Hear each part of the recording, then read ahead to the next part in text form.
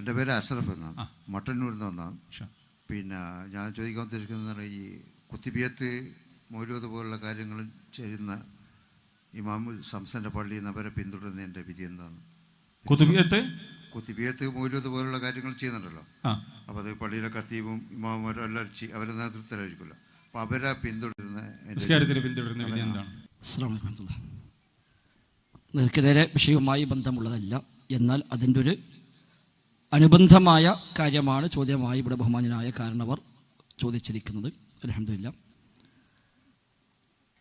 പൊതുവായി ഇസ്ലാമിൻ്റെ കാഴ്ചപ്പാട് മുസ്ലിമായ എല്ലാവരുടെയും പിറകിൽ നിസ്കരിക്കാം എന്നതാണ് മൊത്തത്തിലുള്ള നിയമം. ഒരാൾ മുസ്ലിമാണ് എങ്കിൽ അവൻ്റെ പിറകിൽ നമുക്ക് നിസ്കരിക്കാം, അതാണ് പൊതുവായ ധാരണ. എന്നാൽ ഒരു ഇമാമ് നിൽക്കുന്ന വ്യക്തി നേർക്കുനേരെ അയാൾ ശിർക്ക് ചെയ്യുന്ന ആളാണ്, ശിർക്കിൻ്റെ വക്താവാണ്, അതിന് പ്രചാരകനാണ്, അതിലേക്ക് ആളെ കൂട്ടുന്ന ആളാണ്, അതാണ് ശരിയെന്ന് വാദിക്കുന്ന ആളാണ് എങ്കിൽ അത്തരം ആളുകളെ പിറകിൽ നമുക്കേതായാലും നിസ്കരിക്കാൻ പറ്റുകയില്ല. അത് ഏത് വിഭാഗത്തിൽപ്പെട്ടാലും ശരി, സമസ്തയായോ മുജാഹിദായോ എന്നതിനപ്പുറത്ത് ഒരാളുടെ വിശ്വാസം വ്യക്തമായിട്ടതാണ് എങ്കിൽ നമുക്കവിടെ അയാളെ പിറകിൽ നിസ്കരിക്കാൻ പറ്റൂല. എന്നാൽ പൊതുവായി ഏത് മുസ്ലിമിൻ്റെയും പിറകിൽ നിസ്കരിക്കാൻ പോകുമ്പോൾ ഓരോ ഇമാമിനെയും വിചാരണ ചെയ്ത് അയാളുടെ വിശ്വാസം എന്താണ്, അയാളുടെ നിലപാട് എന്താണ് എന്ന് ചോദിച്ച് ഉറപ്പ് വരുത്തിയിട്ട് വേണ്ട ഒരാളെ പിറകിൽ നിസ്കരിക്കാൻ. എന്നാൽ പള്ളികളിൽ ഇമാമായി നിശ്ചയിക്കേണ്ടത് തൗഹീദുള്ള തഖ്വയുള്ള റബ്ബിനെ മാത്രം വിളിച്ചു പ്രാർത്ഥിക്കുന്ന ശരിയായ വിശ്വാസമുള്ള ആളുകളെയാണ് ഇമാമായി നിശ്ചയിക്കേണ്ടത് എന്ന ബാധ്യത മഹല്ല് ഭാരവാഹികൾക്കുണ്ട്. അവിടെ നിസ്കരിക്കാൻ വേണ്ട ഓരോരുത്തരും ഇമാമിനെ പരിശോധിക്കാൻ വേണ്ടി പോകുന്നത് പ്രായോഗികമല്ല. അവിടെ ഭാരവാഹികൾ അത് ശ്രദ്ധിക്കേണ്ടതാണ്. അവർ ഒരാളെ ഇമാമായി നിശ്ചയിച്ചു കഴിഞ്ഞാൽ നമുക്ക് അയാളെ ഇമാമായി സ്വീകരിക്കാം. അയാളിൽ നിന്ന് വ്യക്തമായ ശിർക്കും കുഫറും സമാനമായ രീതികളുമൊക്കെ അയാളിൽ നമുക്ക് പ്രകടമായി കാണുന്നുവെങ്കിൽ പിന്നെ അയാളെ പിറകിൽ നിസ്കരിക്കുന്നില്ല എന്ന് നമുക്ക് തീരുമാനിക്കാം. അതാണ് ആ വിഷയത്തിലുള്ളത്.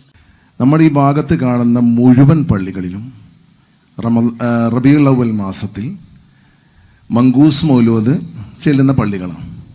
അതായത് ഇപ്പോൾ ഉസ്താദ് നേരത്തെ ഫസ്റ്റ് തന്നെ 10 കാര്യങ്ങൾ പറഞ്ഞുതരാം. ഒന്നാമത്തേത് മാല മൗലൂദിൻ്റെ 313 ഏടുകൾ എടുത്തിട്ടാണ് പറഞ്ഞത്. അതിൽ ഇർത്തഖബ്തു അൽ ഖദാ ഖൈറാസിൻ വാഹിദാത്ത് എന്നുള്ള ബൈത്ത് എല്ലാ മുസ്ലിയാക്കന്മാരും, ഞാൻ സാധാരണ കുറിച്ച് ചോദിക്കുന്നില്ല, മുസ്ലിയാക്കന്മാരും മുഴുവൻ ചെല്ലുന്നതാണ്. അത് ഷിർക്കാണ് എന്ന് അന്ന് മുതലേ നമ്മൾ മുജാഹിദ് പ്രസ്ഥാനം പറയുന്നുണ്ട്. ഇൻഷാ അല്ലാഹ് അതുപോലെ നമുക്ക് വ്യക്തമായി അറിയുന്ന പള്ളികളാണ് മുഴുവനുള്ളത്. ഈ പള്ളിയിൽ പോയി നമസ്കരിക്കാതെ 2-3 പള്ളിയും കണ്ടാണ് ഈ ഞാനടക്കമുള്ള ആൾക്കാർ സലഫി പള്ളിയിലേക്ക് വന്ന് നിസ്കരിക്കുന്നു. ഇനി അതുപോലെയുള്ള ഉസ്താദക്കന്മാർ തുടർന്ന് നിസ്കരിക്കൽ അനുവദനീയമാണെങ്കിൽ നമുക്ക് ഇത്ര ദൂരെ വന്ന് സലഫി പള്ളിയിലുള്ള അഹ്ലി ഹദീസിൻ്റെ ഇമാമിനെയോ അല്ലെങ്കിൽ സലഫി ആദർശ ഇമാമിനെയോ തുറന്ന് നിസ്കരിക്കേണ്ട ആവശ്യമില്ല. നമ്മുടെ അടുത്തുള്ള 2-3 പള്ളിയുടെ അവിടെ നിസ്കരിച്ചാൽ മതി. അപ്പോൾ അതൊന്നും ഉസ്താദ്, കാരണം ഇർത്തഖബ്ത് പറഞ്ഞല്ലോ ശിർക്ക് ചെയ്യുന്ന ആളുകളെ തുടർന്ന് നിസ്കരിക്കാൻ പാടില്ല എന്ന് ഉസ്താദ് പറഞ്ഞിട്ടുണ്ട്. ഓക്കെ, ഇൻഷാ അല്ലാഹ് അതല്ല ഞാൻ ചോദിച്ച പ്രത്യക്ഷമായ ശിർക്ക് പറഞ്ഞു. അപ്പൊ ഇർത്തഖബ്ത് ചെല്ലാത്ത പള്ളികളില്ല. ഉസ്താദ് മനസ്സിലാക്കണ്ടേ, ഇർത്തഖബ്ത് ചെല്ലാത്ത ഒരു പള്ളികളും നമ്മൾ ഈ ഭാഗത്തില്ല. എല്ലാ APEK ഏത് പള്ളിയിൽ ചെല്ലിക്കൊണ്ടിരിക്കുന്നതാണ്. അപ്പം വ്യക്തമായി മങ്കൂസ് മൗലൂദ് കഴിക്കുന്ന പള്ളികളിൽ ഒരു ഉസ്താദ്മാരെയും തുറന്ന് നിസ്കരിക്കാൻ പാടില്ല എന്ന് തന്നെ നമ്മൾ പറഞ്ഞ അൽഹംദുലില്ലാ നമ്മുടെ മുഴുവൻ സലഫി ആദർശ ആൾക്കാർ നമ്മുടെ പള്ളിയിൽ വരും. ഞാനൊക്കെ കാണുന്നുണ്ട് സലഫി ആദർശം ഉണ്ടായിട്ടും പിന്നെയും ഈ കുബൂരികളെ പിന്നിൽ പോയി തുറന്ന് നിസ്കരിക്കുന്ന അവസ്ഥ. ഇൻഷാ അല്ലാഹ് ഉസ്താദ് ഒന്ന് വിശദമാക്കി തന്നെ അൽഹംദുലില്ലാ റാഹത്താവും. നേരത്തെ പറഞ്ഞു അതിന് വിശദീകരണം.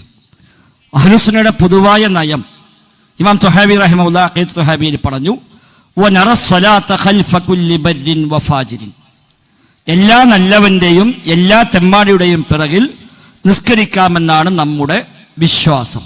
അതാണ് പൊതുവായ നയം. ഒരാൾ മുസ്ലിമാണ് എന്ന് വാദിക്കുന്നുവെങ്കിൽ, പ്രത്യക്ഷത്തിൽ മുസ്ലിമായി ജീവിക്കുന്നുവെങ്കിൽ മുസ്ലിമീങ്ങൾക്കുള്ള എല്ലാ അവകാശങ്ങളും അയാൾക്കുണ്ട്, മുസ്ലിമീങ്ങൾക്കുള്ള എല്ലാ ബാധ്യതകളും അയാൾക്കുമുണ്ട്. അതാണ് അഹ്ലുസുന്നയുടെ പൊതുവായ നയം. അത് അഖീദ കിതാബുകളിൽ പണ്ഡിതന്മാർ പഠിപ്പിച്ചു. ഇമാം തുഹാബിയുടെ അഖീദ തുഹാബിയ മുതൽ ഏതാണ്ട് ഒട്ടുമിക്ക ഹദീസ് അഖീദ ഗ്രന്ഥങ്ങളിലും നമ്മുടെ നിലപാട് അഹ്ലുസുന്നയുടെ നിലപാട് എന്ന് പറഞ്ഞുകൊണ്ട് ഒരു പഠിപ്പിച്ച ഒന്നാണ് വനറ സ്വലാത്ത ഖൽഫ കുല്ലി ബർരിൻ വഫാജിർ. മാത്രവുമല്ല ഏതൊരു മുസ്ലിം മരിച്ചാലും അയാളെ മയ്യത്ത് കുളിപ്പിക്കണം, അയാളെ മയ്യത്ത് കഫൻ ചെയ്യണം, അയാളെ മയ്യത്തിന് വേണ്ടി നിസ്കരിക്കണം, അയാളെ മറമാടണം, മുസ്ലിമീങ്ങൾ ഖബർസ്ഥാനിൽ മറവ് ചെയ്യണം, അയാൾ അടുത്താൽ ഭക്ഷിക്കാം, അയാൾ മരിച്ചാൽ അയാളുടെ സ്വത്ത് അവകാശം എടുക്കാം, അയാൾക്ക് അവകാശം അങ്ങോട്ട് കൊടുക്കാം. ഇതിലൊന്നും വ്യത്യാസമില്ല. എന്നാൽ ഒരാൾ പ്രത്യക്ഷത്തിൽ ശിർക്ക് ചെയ്യുന്നു എന്ന് ബോധ്യമായി കഴിഞ്ഞാൽ അയാളെ പിറകിൽ നമുക്ക് നിസ്കരിക്കാൻ പറ്റുകയില്ല, സംശയമൊന്നുമില്ല. നമ്മുടെ നാട്ടിൽ മഹാഭൂരിപക്ഷം പള്ളികളും അങ്ങനെ തന്നെയാണ്, അതിലും സംശയമില്ല. അതുകൊണ്ടാണല്ലോ നമ്മൾ വേറെ പള്ളി ഉണ്ടാക്കുന്നത്. അല്ലെങ്കിൽ എന്തിനാ പള്ളി ഉണ്ടാക്കുന്നത്? അവിടെയൊക്കെ പോയി നമുക്ക് നിസ്കരിക്കാൻ പറ്റുമെങ്കിൽ, അവിടെ ഒരു പ്രശ്നവുമില്ല എന്നാണെങ്കിൽ പിന്നെ വേറെ പള്ളി ഉണ്ടാക്കൽ അത് ഫിത്നയാണല്ലോ. അപ്പൊ സലഫി പള്ളി എന്ന് നമ്മൾ പള്ളി ഉണ്ടാക്കുകയും സലഫി പള്ളി ബോർഡ് വെക്കുകയും നമ്മളൊക്കെ 3, 4, 5, 6 പള്ളികൾ കടന്നിട്ടാണ് ഞങ്ങളൊക്കെ സലഫി പള്ളിക്ക് പോകുന്നത്. അതെന്തിനാണ്? തൗഹീദുള്ള ഇമാമിന്റെ പിറകിൽ നിസ്കരിക്കണം എന്ന നിർബന്ധം കൊണ്ട് തന്നെയാണ്. തൗഹീദുള്ള, സുന്നത്തുള്ള, ദീനുള്ള, തഖ്വയുള്ള ആളുകളെ പിറകിൽ തന്നെ നിസ്കരിക്കണം. ഇന്ന് സമസ്തയുടെ സാധാരണക്കാർ പോലും സലഫി പള്ളി വരാൻ തുടങ്ങി. എനിക്കറിയാം, എൻ്റെ ജുമായിൽ വന്ന ഒരാളിനോട് പറഞ്ഞു, ഉസ്താദേ എനിക്ക് ഇനി അവിടെ നിസ്കരിക്കാൻ കഴിയുന്നില്ല, കാരണം CM ഒരു ലോകമൊത്തം നിയന്ത്രിക്കുന്നു പറഞ്ഞാൽ ഇനിയിപ്പോൾ എന്താ അയാളെ ബാക്കിൽ എങ്ങനെ ഞാൻ നിസ്കരിക്കാം? അത് സാധാരണ സമസ്തക്കാർ വരെ ആ ചോദ്യം ഉന്നയിക്കാൻ തുടങ്ങിയിട്ടുണ്ട്. അൽഹംദുലില്ലാ, അത് തന്നെയാണ് നിലപാട്, അത് സംശയമൊന്നുമില്ല. അത് അഹ്ലുസുന്ന അഖീദ കിതാബിൽ എല്ലാ സ്ഥലത്തും പറഞ്ഞതാണ്. അതുകൊണ്ടാണ് പൊതുവായി സ്ഥലത്ത് പള്ളി ഉണ്ടായിട്ട് പോലും നമ്മൾ വേറെ പള്ളി ഉണ്ടാക്കുന്നത്. എന്നാൽ നേരത്തെ പറഞ്ഞ പോലെ ഒരു പള്ളിയിൽ കയറിയാൽ ആ ഇമാമിനെ നമ്മൾ ചോദ്യം ചെയ്ത് അയാളെ വിചാരണ ചെയ്ത് നിങ്ങളുടെ വിശ്വാസം എന്താ, നിങ്ങളുടെ നിലപാടെന്താ, ഈമാൻ കാര്യം എത്ര, ഇസ്ലാം കാര്യം എത്ര എന്ന് ചോദിച്ചിട്ട് വേണോ അയാളെ പിറകിൽ നിസ്കരിക്കാൻ? വേണ്ട. അയാൾ മുസ്ലിമാണ്, മുസ്ലിം പള്ളിയാണ്, നമുക്ക് അവിടെ കയറി നിസ്കരിക്കാം. അയാളിൽ നിന്ന് പ്രത്യക്ഷമായി ശിർക്ക് നമ്മൾ കണ്ട് ബോധ്യപ്പെടുമ്പോൾ നമുക്ക് അയാളോട് ആ വിഷയത്തിൽ മാറി നിൽക്കാം.